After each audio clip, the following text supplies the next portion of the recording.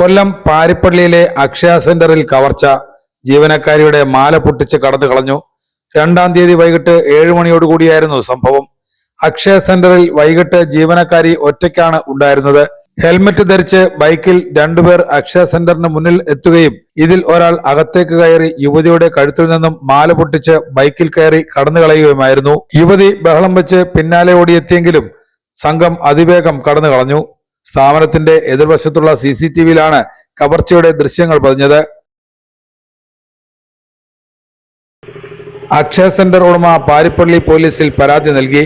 പ്രദേശത്തെ CCTV കേന്ദ്രീകരിച്ച് police അന്വേഷണം ആരംഭിച്ചിട്ടുണ്ട്.